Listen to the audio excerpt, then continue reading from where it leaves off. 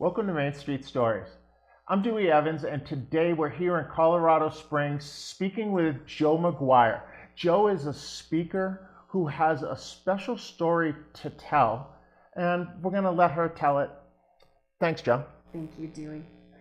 Can you tell us a little bit about how you started Joe McGuire Inc. and what it actually does?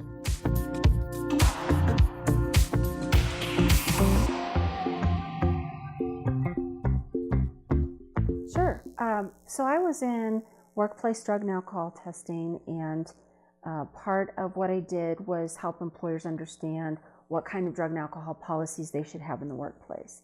So was that by going in as a consultant to the business, or how did that work? They were mostly clients of ours in the drug and alcohol testing business who would call up and say, hey, should I do this or should I do that? Or new clients that needed a policy. We were really focused on companies that are mandated to do drug testing under Department of Transportation. And so sometimes people who oversee those programs are new to the job or the rules change, and so they call their third-party administrator to say, can you kind of advise me here? So when Colorado legalized medical marijuana, a lot of those employers were calling and saying, hey, what do I do if someone comes in with a medical marijuana card? How do I handle that? Can you help me? So at that point, I was pretty new and I was kind of learning the ropes. And I developed a presentation for employers to help them understand, because it was pretty much the same answer all the time. You stick to your policy. Then recreational marijuana came along to Colorado, and the need and the demand for that presentation just grew exponentially. And I was asked to serve on Governor Hickenlooper's task force to represent employers' rights in the workplace and sort of feed in to what that would look like. Obviously, that engendered a bit of expertise on my part as I spoke from the employer's policy piece. By that time, I was writing workplace drug policies, and so I was very familiar with how that impacted particularly the small business owner. That's really kind of my bailiwick, is to see the small business owner who is feeling pressured, overrun, full of angst about, am I going to get sued? Am I going to have any employees left? What is this going to look like? So And that's been a hard thing for businesses, finding people who can pass drug tests when it's mandated, hasn't it? Absolutely. It's been a real challenge. It's probably one of the leading problems that employers are struggling with. We have a few employers in the state who say, if I get a federally funded job like repairing or building roads or bridges, I have to look for employees outside of the state of Colorado to find those who are qualified. Pretty significant.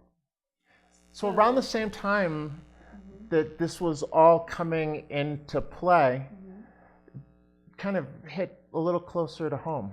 Hit close to home. I have 3 children, and my middle son, who was in high school, very gifted student, bright, was having problems, was struggling, couldn't quite figure out what was going on. I was going to the pediatrician and saying, something is wrong, can you help us? And one night he had a very serious suicide attempt. And, we ended up in the emergency room and treatment center, and one of the social workers came to me and said, we need to talk about your son's marijuana use. And I was like, my son does not use marijuana.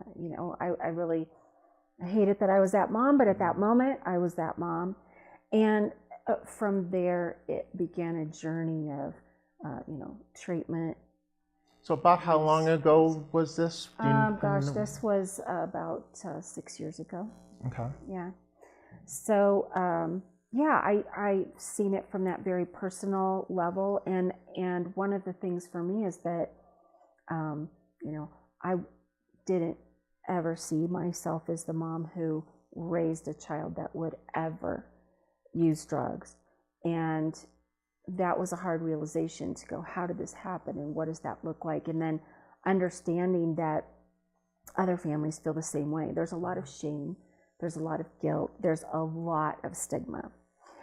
So I had that piece happening in the background when at the same time I'm learning a lot about cannabis and how this all works and all of the new derivatives Nobody and all really that. knew, right? Because Right. Colorado was first, and so there wasn't anybody else to look to say, well, here's the mistakes they made, and here's how we should do it differently. Right. So Yeah, it just kind of all was like a mushroom cloud, if you will. And one of the things I realized in the context of speaking to employers was that as a family who was not having success with treatment and with influence in this young man's life that we loved so much and wanted to see make different choices, I could see where employers would keep their policies, and someone who wanted that job, needed that job, wanted to go to work, would make different choices for the employer. And so it really became something that married together for me to say, here's how your policy should work, here's what you can do, here's how we handle that kind of over here on the business side. And let me tell you, as a mom, you could really make a difference. For me, for my family, if you were the person who said, you can do better with your life, and this is how we're going to do it. So it just brings a little more to the table in perspective. has legalization destigmatized it at all? Are people more willing to talk about if somebody's having a challenge, one of their family members is having a challenge, than they were before? That's a really good question. I think in a lot of ways this issue, it just kind of depends on the personality of the individual. If you have someone who tends to feel very accepted in their circles and feels comfortable being transparent, I feel that those folks are able to open up and say, I'm really struggling with this. But we often see people who feel like they have a lot to lose if others have an opinion that, you've got this gaping hole in your life. Someone is an addict. Addict still has such a negative connotation. Addiction is not understood for the most part in our country. We don't view it as a disease. We don't understand the brain chemistry of it. So people will say, well, it's a choice, you could stop, so let's discard those folks. And sadly enough, the first time may have been a choice, but the brain that is really, really prone to addiction will then need to keep feeding that. So it's a vicious cycle. So, I can't say that since legalization it has necessarily removed the stigma. But as an employer, I don't want people coming to work drunk because the impairment is such, but when people smoke weed, they just kind of chill. They chill out. They get the munchies. They do the Steve Martin and get small kind of thing. So, has legalization changed the kind of marijuana that's available and how people react on it? Another great question. Within a few months after Colorado legalized, we saw concentrates and derivatives of marijuana, which are extracts, things that are far more potent than anyone could ever imagine. And then, you have these two major strains of cannabis. You have indica, which calms people down, and that's the chill and the munchies. Then you have sativa, which amps them up. So you take the sativas and you take the THC potency up to 60, 70, 80, 90%. You can have people with aggressive, violent behavior, psychotic breaks. And a lot of folks will say, well, that couldn't have been pot. They had to have something else in their system. No. It's not old school pot like you're used to. This is a completely different story. Isn't more potent better? Because I know that even in Texas, where it's not legal, they're now introducing CBD. So if it's more potent, doesn't that mean that you're going to get more of the benefits of that you get? Oh, yeah, I hear what you're saying. So the thing about cannabis is the CBD that has the potential for medical use and THC, which causes the high. They're kind of like, if you think of them like magnets that have the polar opposite ends, right? They can dwell together in harmony in the cannabis plant at about 1 to 3%. Once you go over 3% for either one, the other one drops. So you get CBD up 10, 12, 15, THC is going down, down, down. You get THC up in these extreme amounts, the CBD goes down, cannabidiol. And why that matters is because CBD banks the high. It lessens the high. That's why pot from the 60s and 70s was not considered addictive, because it had those equal amounts in it. But once THC got over 5% and the CBD dropped down, that's when we had the first cannabis dependence disorder. So now you have something that is now addictive. You're amping up the THC. You're getting a higher high, but you don't have the protective factor with it, right? So if you have a potent CBD extract, okay, you may be having something that, we could look at and say that could be helpful. The problem is CBD is also Schedule 1, just like THC. It's all cannabis. So it's not overseen by the FDA, it's not regulated, and most people don't know what they're getting when they take a CBD product. So we see lots of people who think I'm just taking this CBD oil or tea or whatever, testing positive for THC on their drug test. So it's a mixed bag. We have a long way to go to work all these issues out. So we did one of these Main Street stories a couple of weeks ago somewhere. We were in a public library, and we walked out, and there was this unmistakable aroma. And then there were these young people sitting at a computer, and they were just laughing. I mean, the person I was there with, we were talking about, wow, do you smell that? Mm-hmm. And the young people just started laughing, and it seemed like, well, it's acceptable. Mm-hmm. Is it the kind of thing, has it become so prevalent that it's hard to escape it in Colorado, that where maybe before you didn't know it, people would hide in their attic or whatever, but now? Yeah, I would say absolutely yes. One of the promises in the campaign to legalize marijuana is people will be using it in their home, it won't be out in public, that's not allowed. Well, how are you going to control that? Then you also forget that the odor doesn't stay contained, it escapes. So if you drive by a grow or a store, retail store, whatever, you smell it. So you're saying if you drive by someplace where it's growing, you can actually smell it? Oh, absolutely, absolutely. Someone was just telling me the other day, the house next to them set up a grow operation in the garage, and they live on the south side. We get winds down from the north, and they're like, my house fills with marijuana smell. I've had my windows open in the summertime, and someone in my neighborhood was, smoking somewhere, and my bedroom just filled up with marijuana smell at 2 o'clock in the morning. And I'm like wide awake going, oh my gosh, is my house now, a couple weeks ago, I took my grandson to see the Christmas lights and Santa Claus at the zoo.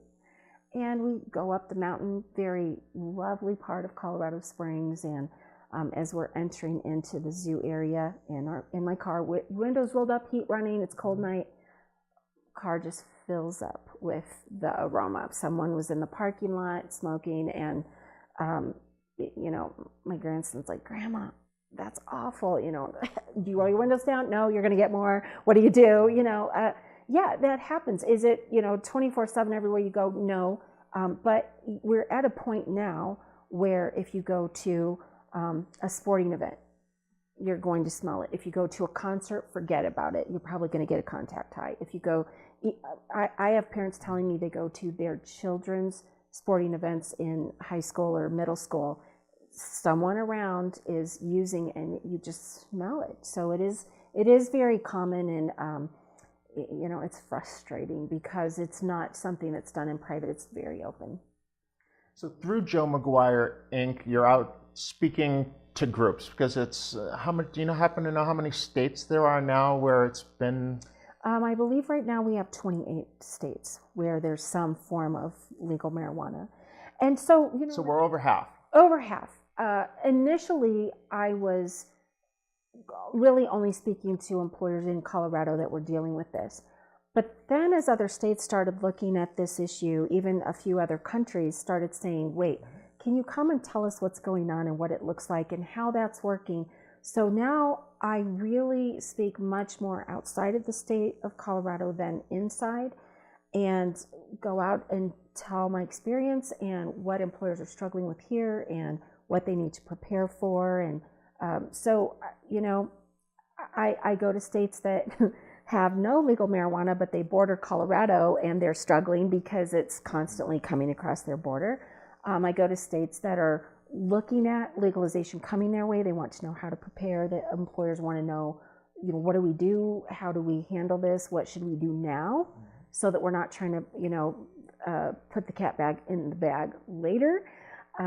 So yeah, it's just kind of turned into an amazing experience where I get to help people and share my expertise, and also share a message of hope for those who are struggling with someone with addiction, or even employer who has a really wonderful employee that is valuable to them and they don't want to terminate them, but they don't know what their options are.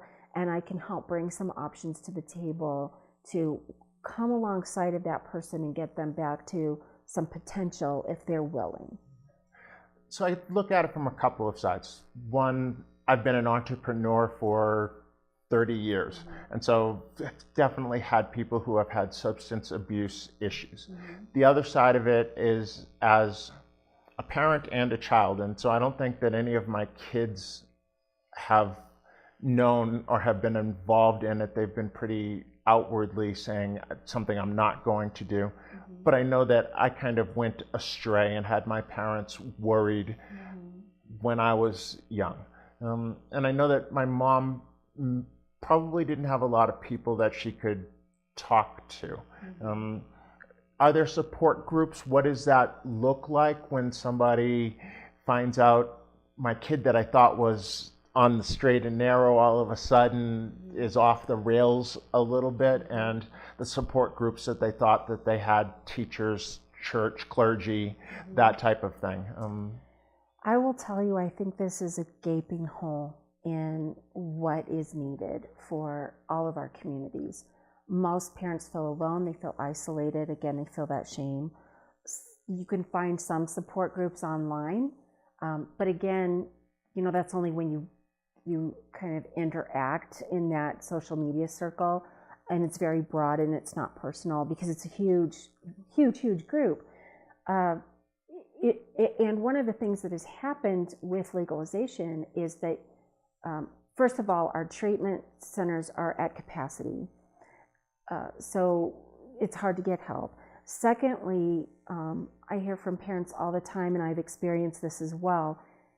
You go to get treatment and help, and they're like, well, it's pot, it's legal, so if they're struggling with opiates or opioids, then we can get them help. But right now, that's not a big deal. We're not dealing with it, which is really weird because alcohol's been legal for how long, and you can get treatment for alcoholism, but with marijuana, they're like, we just can't deal with that right now. That's not our biggest problem. You know, someone in my life a few weeks ago was having a psychotic event from marijuana overuse, and we could not get help because they're like, they'll come off of it in a few hours, monitor them, right? So you have that issue, and then the other issue you have is a lot of these young people in particular are being diagnosed with mental health disorders rather than this cannabis addiction, and sometimes they're comorbid, okay? So they may have both, one may be triggering the other, chicken and egg situation. So then you have a child who may be getting treated for a mental health disorder, but they're not addressing the marijuana use. So I'm hearing from parents a lot that that's a real frustration because they go to then a parent support group with all the other parents, and we're only talking about the mental health disorder, but we're not talking about the drug use, the marijuana use at all.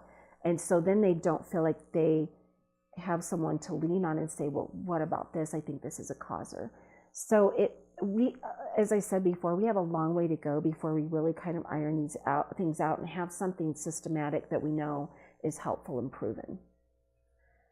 There's a lot of money. I know that one of the arguments that got put forth in Colorado and other states that I've heard is, well, we're going to make it legal, we'll be able to tax it, and then consequently there became a whole industry and a lot of money behind putting out one side of the story. And there seems to be a small, very almost rabid group of people who are on the other side, but who spend a lot of time talking to each other rather than getting the word out. Right. What needs to be done in order to get good information out so that people can look at both sides of the issue and make a decision for themselves? Right. A lot of folks who are telling the other side of the story, other than the commercialization of marijuana, come from the world of drug prevention and treatment. And typically those are nonprofits. Typically they have so many facts and so much good information, but not a mechanism to get that information out there. I've said for years, give me a bigger microphone and I'll reach a larger audience. Where do you find that? How do you do that? We all kind of struggle with that same thing. We're not necessarily being the people who are invited to be interviewed by Forbes magazine or CNN because they are focused on the money right now. Every now and then you'll hear somebody talk about it, but it's a challenge and it is frustrating because media isn't right now always showing both sides. And so you don't always get that opportunity to say, yes, but here's what's really happening. It's not a popular point of view. And I found that with myself, which is one of the reasons that I called my company, my business, 5 Minutes of Courage, is because there's a lot of pressure to not say anything negative. Don't say anything bad. We don't want to hear that. We don't want to talk about it. And you haven't given it a chance. And how can you say something bad about this thing that's so great? And I thought, it takes courage to tell the truth. And the truth is so easy to see. When you talk about all the money that's coming in, well, we're not looking at the cost and expenses, which it's very easy to show the cost and expenses. The state of Colorado is in complete denial. And so we're struggling to get real information from some of the state agencies on like cost of accidents, injuries, mental health treatment, poison control center, all that stuff. The costs are great. We're not comparing those two things.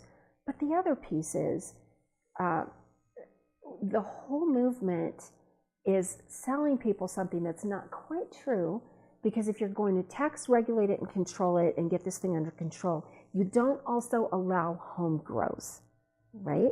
So every citizen in Colorado can grow their own. Why do you need to go buy it in a real retail store and pay taxes? And how do you control what people are doing in their homes? How do you regulate that?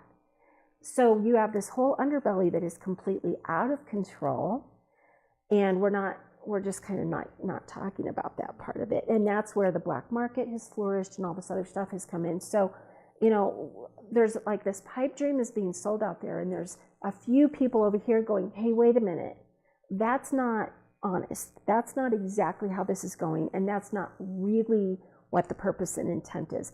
If you really want to control it, you don't allow home grow operations. You truly put it in that protected retail market where you have all this inventory and all that. That's not how it's going down, right? That's just like this little piece of it over here. So that's what makes me passionate, is I want the integrity.